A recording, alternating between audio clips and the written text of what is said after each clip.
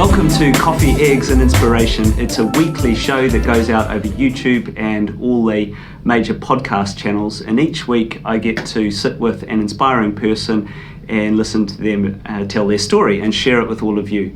This week is no different. I'm joined by Nicola Brentnall. Hello. Welcome. Hi, welcome. There's coffee, but there's no eggs, so don't believe everything. Again, I said this on the last one. Yeah. I think I've never ever done one of these with eggs in front of me, and I did take a note to self, and I failed Next already. time. So Yeah. epic fail. Anyway, Nicola is the CEO of the Queen's Commonwealth Trust, QCT. Which is an organisation designed to champion, fund and connect young leaders working hard to change the world. That's right, Basically, and they are. Yeah. It's a big mission. Nicola started out actually in the sector with the Prince's Trust, worked there for many years and achieved many things, and we'll get into that. Was a board member of BEAT, which is a mental health charity designed to support people going through eating disorders, and now is the CEO of Queen's Commonwealth Trust, and that itself emerged from work that you did with the Queen's Trust. Yeah, that's right. Awful lot of royalty going on here, but yes, Lots absolutely. of royalty, yeah. Very impressive. Nicola has an MVO, which stands for Member of the Royal Victorian Order. This is an award recognition given by the Monarch, in this case for personal services to the monarchy. Pretty impressive stuff. It's a British Order of Knighthood.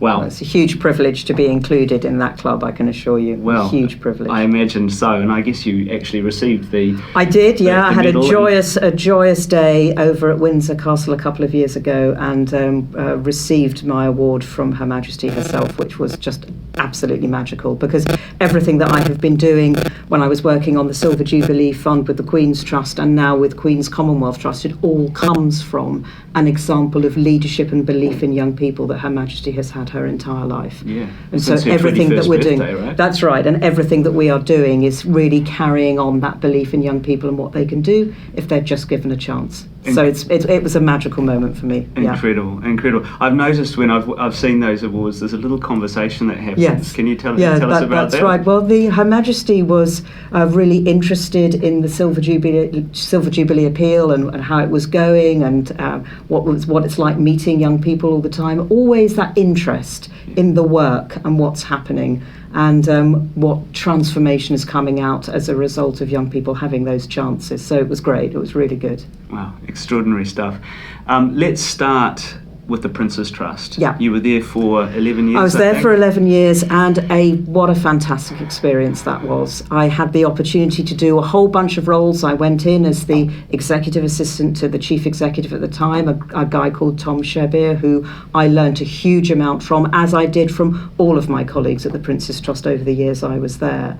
And it was just extraordinary to be a part of an organisation that had such a clear mission about every young person having a chance to succeed. Right. And those values ran through the organisation from the start of my time there right the way through to when I transitioned out to be working for the Prince of Wales Charitable Foundation, but a real belief in just giving young people a chance and a go. And I learnt a huge amount from my colleagues, but also, most importantly, from the young people that I met during my time travelling around in the UK. This role was UK-based, so I had the privilege to travel to all kinds of interesting places like Burnley and Blackpool and Grimsby, Hull, all kinds of interesting places. And every corner that you turn, you find talented young people. Remarkable. Trying to get a break, trying to do something, many of them from really challenging and difficult backgrounds, but just powering through, wanting to make a difference for others. And with the Prince's Trust, it's tried and tested suite of programmes on offer to young people to give them a chance in and out of school. It was very, very clever, very, very thought through, and always at the heart of it, a question to young people: how can we help you? What do you need? And not making any judgments about who they are, where they've come from, apart from a belief that they can take a step forward. Meeting and them it was where powerful. they are. And that's going exactly, and starting to see that incredible potential and talent just given a chance. It all flows through the Prince of Wales believing this very passionately from the beginning of the organisation back 43 years ago. Her Majesty the Queen absolutely believing in this from her 21st birthday back in 1947. Just extraordinary. Now being able to carry it through with the Queen's Commonwealth Trust as well, it's great. In 11 years with the Prince's Trust, you must have had some amazing experiences in that time. Some of the highlights? Yeah, I think probably one of the most extraordinary highlights was an event that we had at Buckingham Palace in 1999 when the Prince's Trust was awarded a Royal Charter. And so we were there with large numbers of young people, but also all of the leading politicians at the time. We had a number of very famous people come along, all to recognise and celebrate the work of the Prince's Trust to that particular moment. So that really stood out, being in a room of young people and people from leading sort of leading lights in society, all together to stand behind the work of belief in young people. That was really magical. And getting out and spending time with young people in a whole variety of different places.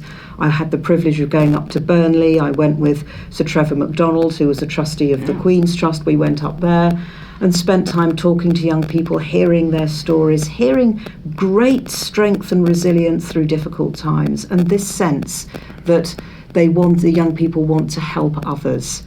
After having difficult times themselves, they want to make things easier for others and give back. And the Prince's Trust was full of tens of thousands of young people like that who just needed a chance and had so much to give and so much potential and possibilities. So there are thousands of great examples of young people coming forward and saying, it happened to me, I don't want it to happen to other people, it happened to me, how can I now make sense of my life and what I can do? And so finding access to employment from backgrounds of great difficulties through the support of the Prince's Trust, watching that happen day after day, week after week, it never ever lost its thrill and its charge, seeing young people overcome, big challenges and then going into work, something that they've wanted for so long, to be offered a job and to have that chance. It's absolutely magical watching those transformations. And then off they go, they fly, and they go on to do amazing things too, which is really good. I can see the passion. I just love it. I just absolutely love it. We're going to get into some of the stuff that you did with the Queen's Trust and obviously the Queen's Commonwealth Trust. I'm interested, before we get there, where all of this came from. You've obviously dedicated a significant part of your professional life to helping young people. Yeah, absolutely. I think it's because I know what it's like to go through difficult times. I know what it's like to be in tricky circumstances. I know what it's like to want to find someone who is interested at the time, interested in me, wanting to find somebody who could give me a hearing, who would give me time, who would give me interest. All of those things were sort of a little bit in short supply sometimes. We lived in a very busy world when we were growing up on the Isle of Wight. My mother was running a business in which we lived. It was a residential nursing home at that time. That was possible. I don't know whether things are different now. And we were working very hard in support of that. And it was just a crowded, busy time, shall we say. And so finding a place where I could be listened to, sort of accepted, understood, encouraged to do different things was really important to me. So I think in working with Prince's Trust and then through to Queen's Commonwealth Trust, it's that understanding that young people need that space. They need that place to come and be welcomed, heard, accepted, understood, respected, seen, really. And that's why I've spent so many years of my professional life saying, I know what it's like to be walking where you're walking. I know what it's like to be sitting where you're sitting. I know what that's like. And anything that I can do to help you move from where you are to where I am, to where you want to be particularly, I will do that for you. Wow, so it really comes from the heart. Yeah, absolutely. Yes. Great example of authentic leadership. Isle of Wight, I love that place. It's great. Which part I was at Sandown. Sandown, yeah, it was great. It was a fabulous opportunity coming home from school in the evenings. In the summer, we could just kind of grab our swimming stuff and head down to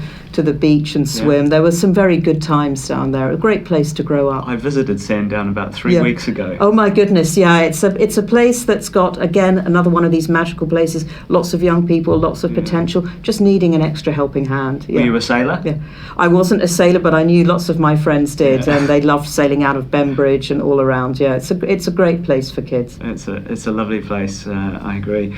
So you went from the Prince's Trust into the Queen's Trust. Via a quick segue to the Prince of Wales Charitable Foundation, which was starting to give money away again at that point, and I was asked to go in and help them set up their governance, set up the first grant making strategy, and it was a joy to have the privilege to be able to go and do that and work with some really remarkable people like Dame Julia Cleverdon, again with Tom Shebbear there and others, and members of the Prince of Wales household, all again committed to how can we make the best of this, and they've gone on to do some really, really exciting work there, so that was great.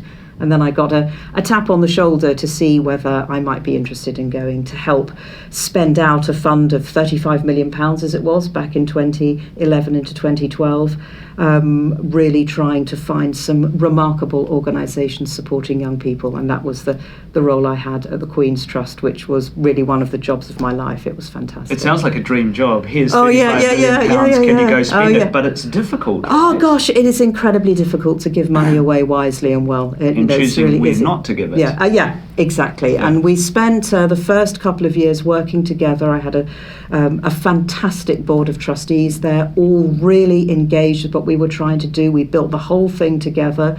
The Queen's Trust had been giving money away slowly and steadily since the Silver Jubilee appeal, but what we wanted to do was go out with a real bang. It came absolutely with the Queen's blessing. She wanted to see how the fund could be completed and how it could do some really interesting work in its final years. So in not having to worry about making sure there was, before the strategy was to maintain the value of the fund and then give away the kind of the interest on the bank account, moving away from that and being free to invest much larger sums of money in a small group of organisations meant that we could do some really, really exciting work. And what were some of the big things that you did? Some of the big things that we did, we were able to work with organisations like Quorum, they're one of the oldest children's charities. We work with Frontline, helping that develop and to become, as it is now, an organisation that is helping to bring a new wave of social workers into the profession. The profession of social work is so important. There are many, many people working extremely hard all the time to do the very best for children and vulnerable families. Frontline wanted to bring in additional people into the sector. We were able to help them with that. We worked with Onside Youth Zones, which is a remarkable operation working out of the northwest, helping them to maintain the momentum in opening more really special youth centres around the UK. And now in the southeast, right? They're now in the southeast. They are. And one of our dreams was to help them. Our plan was back in 2012 to help them open one in London. Right. If we could get one of these open in London, it will be transformational. And I'm so thrilled to say there isn't just one in London. There's 3 open in London, another one coming next year, and probably more in the boroughs where they're open, and plans to have one in, I think, all 33, as soon as possible, because they give young people what was so special to me, as I touched on earlier, a place to go where they can be heard and seen and welcomed. They go to have something to do, someone to talk to, particularly to share issues and problems that they've got. So often young people have no adult interested in them that they can share problems and issues. No role models. Yeah, exactly. They just don't have that, but with Onside they do. Yeah. They call it their second home for many of the young people. Yeah. They're and what a home it is. Places. I'll put the link below, but these things are like, the Croydon one looks like a spaceship. Oh yeah, it's amazing. Like really it's amazing. Smart building. And it's sending a message out to young people that they are important, that they're valued, and local business people come behind it, trusts and foundations come behind it with funding to get them open, because they want to provide young people with these safe and inspirational places to go in their leisure time. And they're open after school, all through the weekend, all through the holidays. It's perfect. It's brilliant. Yeah, amazing. So that's the Queen's Trust, and then that segued into. Was it like a child organisation or something? Oh yeah, kind of yes, absolutely. Sort of derived from it, taking some of the approaches of the Queen's Trust and kind of rolling it forward, because we decided that there was actually it would be a shame to lose this this sort of worldview and belief in young people, in this interpretation that we had at the Queen's Trust, where believing in young people was absolutely important, and seeing the value of this belief and what it could do, and seeing the effect that had on the young people that we were working with, that the Queen believed in them, that she was behind what they were doing. When I would share that story with young people, and I did it at Wembley Arena with We Movement, I did it with residential events for Teenage Cancer Trust, which was another fabulous organisation we were able to support, the effect was magical, that the young people felt that they were special and that they were important. So we thought, how can we continue this? How might we be able to take it forward? And I was asked to see if I could create something new. I was given the name, we'll call it Queen's Commonwealth Trust. Go and see what you can do. So with a completely blank sheet of paper, but a knowledge that there is so much talent around the world with young people, I set out to create what is now Queen's Commonwealth Trust, as you said at the beginning, champion funding and connecting young people who are stepping up to lead in tens of thousands all the way around the world. Amazing. Link below. Check it out. Check it out. Yeah. Very, very impressive. So give us an overview about the sort of work that you do in the Queen's Commonwealth Trust. Oh, right. Okay, here we go. So what we do, it's a digitally led organisation, so we operate through a website and social media channels. We take amazing stories of young people who are doing extraordinary things, either as activists or as founders of social purpose ventures, and we share their stories across these channels. And we talk about their expertise, we talk about their insight, we talk about their experience, they share tips with other young people. Many of them come from backgrounds where they had no special favours, they had no money to hand. What they had was their bare hands and their passion, particularly. And they went out there and just started making a change. And we're sharing these stories with other young people, and we are getting engagement back saying, wow, I never thought I could do that. She or he looks or sounds like me. I can do it too. And unleashing that amazing potential is really, really exciting, and we think we're onto something very special with that. We offer small grants to young people in two ways. One, through partner organisations who are working at the grassroots with young people right across the Commonwealth, young people who would benefit from small amounts of money. So through our partners, we can get money into the hands of young people who are doing amazing things in rural Zambia, for example, with our partner with the Kama Network. And we also give grants to young people who've set up social purpose ventures, who are kind of cycling to the top of the hill, as it were, and just need a little bit of funding to help them crest the hill and get over the other side. So grants at a tipping point in their development. And we're seeing the most extraordinary results coming through from small amounts of money going into these really, again, well thought through, very sophisticated operations, but running at a small scale. And just a little bit of extra money and belief and promotion on our platforms can make all the difference. Sort of micro enterprises, seed funding. So seed funding, not starting people off because they're already going, and there are other great organisations like Prince's Trust International that are getting people started. We come in behind them when they've been running for a few years and they just need a little bit of extra help. I'm seeing magical results because of that. And then what we're doing is connecting young people to resources that they need. So alongside the inspirational stories, practical content to help them get going. And earlier this summer, we put up on the platform, Get Started with QCT. This is how to start an entrepreneurship. We did that in partnership with a young guy called Taj Babari, who runs 56 Creations from your part of the world. And he's created this magical content, and we've worked with him to create this program on the platform, and also Leading Change, a leadership development program. One of my colleagues helped develop that when she was working on the Queen's Young Leaders program. So drawing on what's already been created, getting it out there for young people across our platforms, we're looking at how we can create more. And the response has been extraordinarily exciting, with young people coming on, looking at this material, accessing it, and starting to learn in leadership as well, and starting to share that with other people in their communities too. It's really, really powerful stuff. And young people telling us, you're giving us hope, you're giving us inspiration, you're showing us how, you're showing it's possible, that they're saying, even I can make a difference. Even I can do something positive. And we're waiting for them to come back and tell us what they've been doing. So it's very early days for us. We only launched last year, but the signs are we're onto something really magical. How exciting. Nicola invited me to a function the other night with QCT, and it was just the most wonderful thing.